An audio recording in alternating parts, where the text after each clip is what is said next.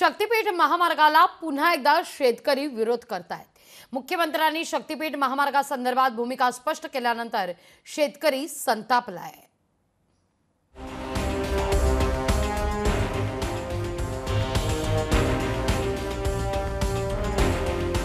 वेगवेगळ्या ठिकाणाहून या शक्तीपीठ महामार्गाला होत असलेल्या विरोधाच्या पार्श्वभूमीवर आता मुख्यमंत्री देवेंद्र फडणवीस यांनी स्वतः जातीने या प्रकल्पामध्ये लक्ष घालण्याचं ठरवलेलं आहे। सह्याद्री अतिथीगृह या ठिकाणी झालेल्या आढावा बैठकीमध्ये सार्वजनिक बांधकाम विभागाला या महामार्गासंदर्भात सर्व जणांना जे या प्रकल्पाशी संबंधित आहेत त्यांना विश्वासात घेऊन तात्काळ या प्रकल्पाचं काम सुरू करण्यासाठी निर्देश दिलेले आहेत।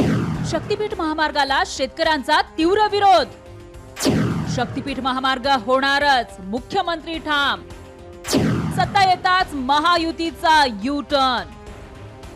लोकसभा निवडणुकीत मोठा फटका बसल्यानंतर भाजपसह महायुतीनं विधानसभेला आस्ते कदम टाकत एक हाती सत्ता मिळवली।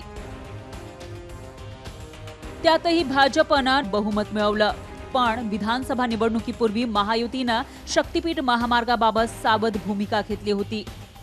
आता मात्र सत्तेत बसताच अवघ्या 3 महिन्यांमध्ये शक्तीपीठ महामार्ग होणारच असं मुख्यमंत्री देवेंद्र फडणवीस यांनी जाहीर केलं।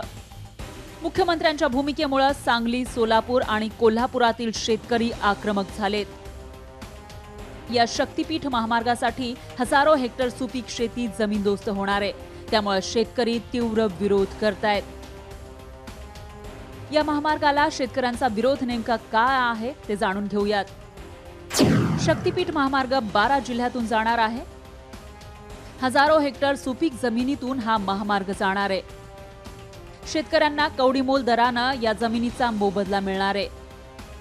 नागपूरहून गोव्याला जाण्यासाठी अनेक पर्याय असतानाही शक्तीपीठ महामार्गाचा अट्टाहास का असा सवाल विचारला जातोय। नव्यानं होणाऱ्या शक्तीपीठ महामार्गाची काहीही गरज नाही, त्यामुळे सरकारनं शक्तीपीठ महामार्ग रद्द करावा अशी शेतकऱ्यांची मागणी आहे। विकास पाहिजे, पण तो करत असताना आमच्या जमिनी फुकट म्हणजे नाममात्र किमतीत घेणं चुकीचं आहे। त्यासाठी पूर्ण रक्कम देऊन व्यवस्थित मोबदला देऊन घ्यावे। वेळोवेळी आंदोलन करून सुद्धा विरोध करून सुद्धा शासन हे आमच्यावर दबाव आणण्याचा प्रयत्न करत आहे आणि नवीन पद्धतीनं रेखांकन करून जर लादण्याचा प्रयत्न करत असेल तर सर्व शेतकरी मिळून आम्ही आत्मदहन करू, परंतु कोणत्याही परिस्थितीत हा शक्तीपीठ महामार्ग होऊन देणार नाही। सार्वजनिक बांधकाम विभागाला आता सर्वात मोठं आव्हान असेल ते म्हणजे कोल्हापूर, सांगली या ठिकाणच्या शेतकऱ्यांनी या प्रकल्पाला कडाडून विरोध केलेला आहे। त्यामुळे फडणवीस आता सरकार आणि शेतकऱ्यांमध्ये मध्यस्थी करून कशा प्रकारे शेतकऱ्यांची समजूत काढतायत आणि हा प्रकल्प पुढे रेटतायत हे पाहणं महत्त्वाचं असेल।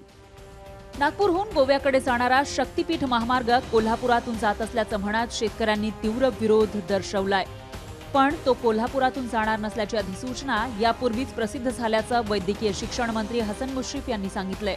तर शेतकरी संघटनांनी राज्य सरकारवर तोफ टाकली आहे। कोल्हापूर जिल्ह्यामध्ये शक्तीपीठ रस्ता होणार नाही हे मी अनेक वेळा तुम्हाला सांगितलेलं। कसलीही अधिसूचना निघाली, काही निघाली, त्यात कोल्हापूर असताना सांगलीपासून आता कोल्हापूर ते सांगली हा रोड होतोय, नवीन आज टेंडर निघालेला आहे, तिथून ते कोल्हापूरपर्यंत येईल रस्ता, त्याचा रस्ता सुचवलेला आहे आणि त्या रस्त्याने गोव्याला सांगलीपासून इथपर्यंत आलेले लोक पुढे जातील। आमचा तो आयता व्यवसाय आम्हाला दिलेला आहे आमच्या पूर्वजांनी। कुठलीही डिग्री, कुठलंही त्या ठिकाणी क्वालिफिकेशन नसलेली माणसं हे हा व्यवसाय जोपासू शकतात शेतीचा, आणि हा व्यवसाय आमचा उद्ध्वस्त करायला आम्ही कोणत्याही परिस्थितीत कुणाला देणार नाही। राज्य सरकार आपला निर्णय बदलणार की शक्तीपीठ महामार्ग पूर्ण करणार हे मात्र येत्या काळातच समोर येणार आहे। सांगलीहून संजय देसाई, पंढरपूरहून अभिराज उबाळेसह मी सतेज औंधकर, लोकशाही मराठी, कोल्हापूर। लोकशाही मराठी, ऐका, पहा, जागरूक रहा।